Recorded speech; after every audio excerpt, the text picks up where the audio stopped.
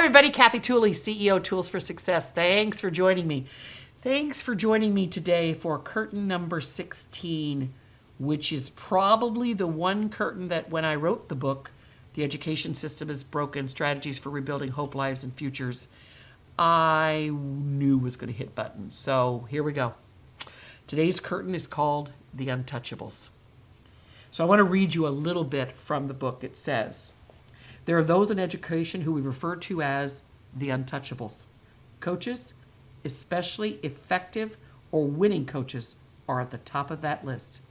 And removing them from a classroom is difficult, if not all but impossible.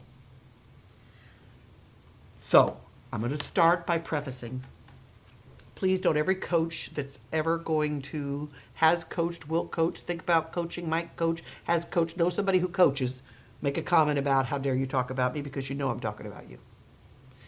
Let me tell you what's a fact to every administrator, especially secondary administrators. If you have got a coach who is adored by the community and especially has a winning season, they are untouchable. Meaning they could not teach or have virtually no schedule to teach, because at the end of the day, those coaches bring in money. In those gates of ticket sales, you know, when you go to the football game and you pay your money, it's a lot of money to the school. It's funny how when I think about it, it's even bigger than schools. Most of us have watched a professional athlete do something criminally that you and I both know we would be rotting in jail for. But what we don't think about is that that's happening in our schools. Now, I'm not saying that our coaches are doing anything criminal. No, don't make that leap. But what I am saying is to say that they are doing the same as most teachers in their building is not true. I want to read you a couple of examples that most teachers know. Witnessing the following tough through time and across education has a sobering effect, and here it is. Coaches are given a lighter teaching load, especially those during their in-season, so that they can have more time to coach. Coaches are exempt for professional development or directives, especially if they are in season.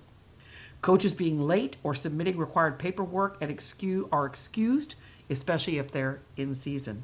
Coaches who, despite being paid extra to coach, have less responsibility or duties as compared to their non-coaching colleagues. Coaches that have said inappropriate things to students on and off the field and are disciplined will still remain in the classroom and coaching. And coaches who are late to meetings, leave early from meetings, and often do not attend meetings, especially when they are in season. My very first stint as a high school principal, I will never forget. I was working on the master schedule. Those of you that don't know what that is, it's putting kind of that whole bell schedule together. You know, what period is English 9 and when is Algebra 10 meeting? It's the master schedule. And I'm putting it together, and I had been at a very large school district, and a head coach came into my office and said, oh, Kathy, you were mistaken. You gave me a 7th period class. I coach. I don't have 7th periods. Where there were 7 periods of the day, and I what did I miss? And he said, I can have a 7th period second semester, but my sport, when I'm in season, I don't have a 7th period so that I can go out and prep to get ready for the game or practice. And I said,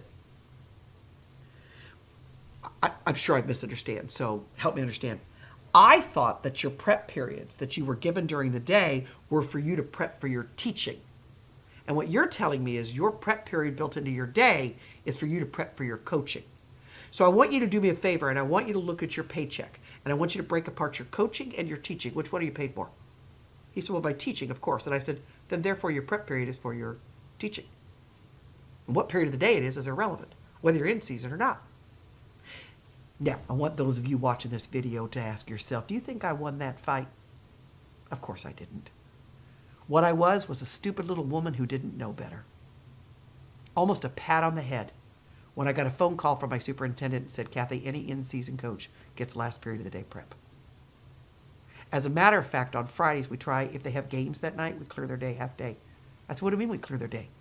Well, they don't teach. And I know some of you are watching this video going, stop it. You know who's not saying that? Every secondary principal. Now, they just do it.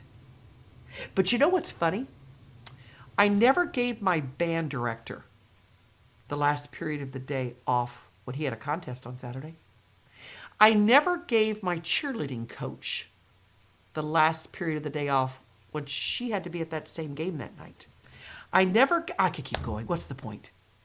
So what we refer to them as in education is untouchables.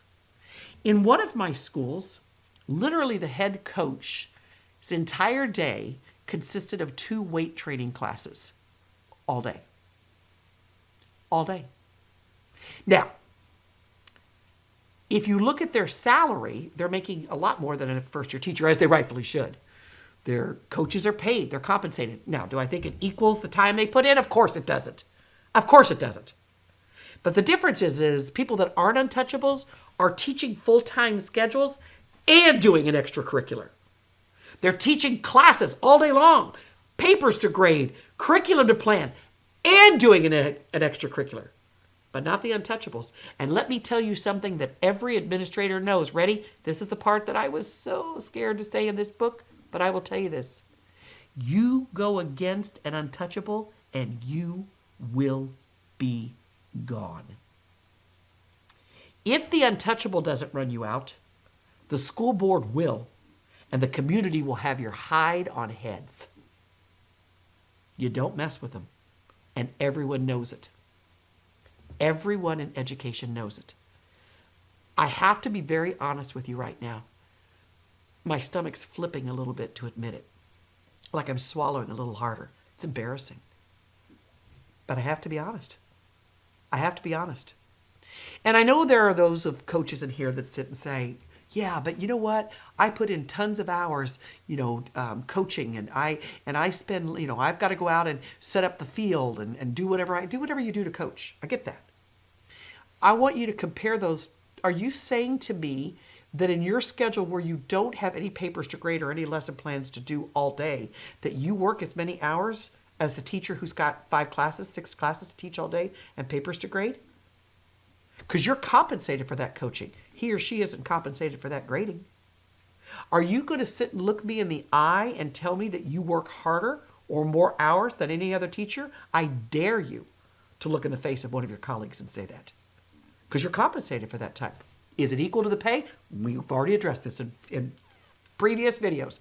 No one's addressed paid appropriately in education. But you are untouchable. And you want to know the other disgusting side of that? I may have a phenomenal teacher who's a coach, and they have a losing season, and I will lose them. Not because their teaching is bad. They're amazing teachers. Because a lot of times coaches are great teachers. They really relate to kids.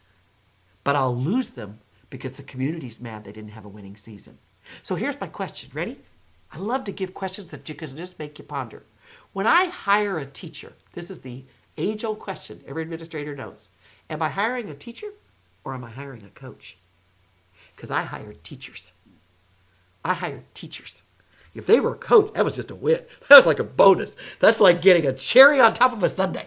Yay, I already got a great sundae. That chocolate syrup was groovy, whether you put a cherry on top of it. But if I got a teacher and they wanted to coach, loved it. But they should never be untouchable because of the extracurricular.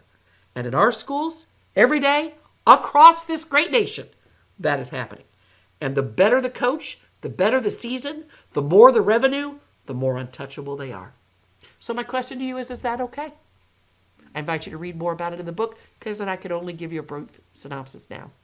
As always, don't forget to follow and to subscribe and to like and to hit that little bell where we can alert you on future videos. Feel free to comment and feel free to share this video. I want to end it by saying this. To those of you that are coaches, thank you for what you do. This video is not an attack, but it is a truth. And sometimes truth hurts. Have a great day, everybody.